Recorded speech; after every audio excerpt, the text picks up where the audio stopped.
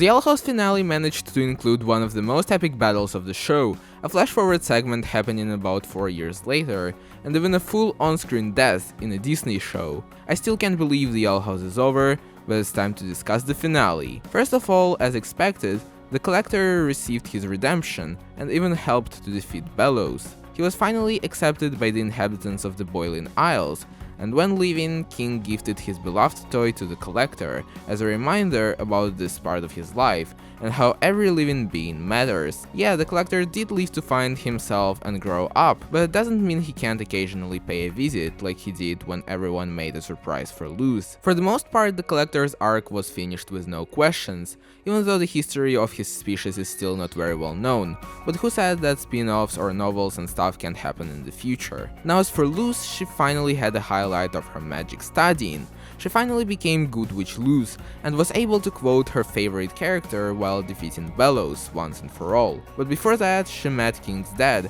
and it was indeed him that we saw in the last episode. We learned here that the In-Between realm serves not only as a place between the human and demon realm, but also as a place between life and death, which I assumed in my last video. The Titan gives Luz the power she has craved for such a long time, and using it and the help of Ida and King, she's able to disconnect Bellows from the Titan's heart, and finally save the Boiling Isles while also transforming them a little. For some reason I find very weird though, Bellows turns into Philip, the way he looked about 300-400 years ago.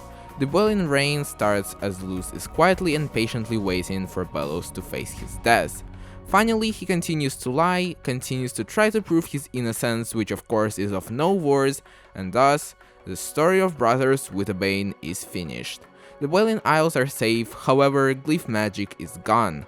Turns out glyphs are like every Titan's specific language, and when King grows up, Luz will be able to relearn and redo those spells, but now with different pictures inside the circles. Everyone's got a happy ending when a new chapter of Luz's life begins. King and Ida say she spent her 15th, 16th and 17th birthdays rebuilding the Boiling Isles, which means Luz is about 18 years old now, so about 4 years past. Luz and Vi graduated from school and are now going to university.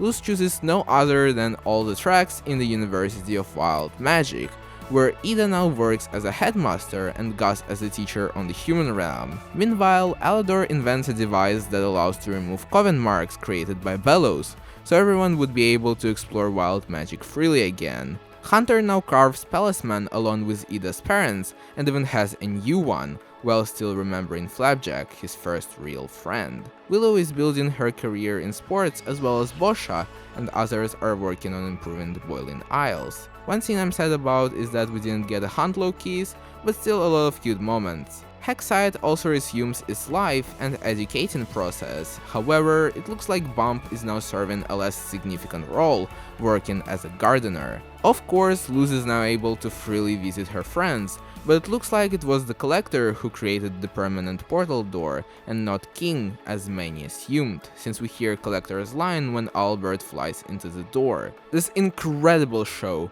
The Owl House, has now come to an end. Over the past years, it has become my absolutely favorite, and it's so difficult to say goodbye.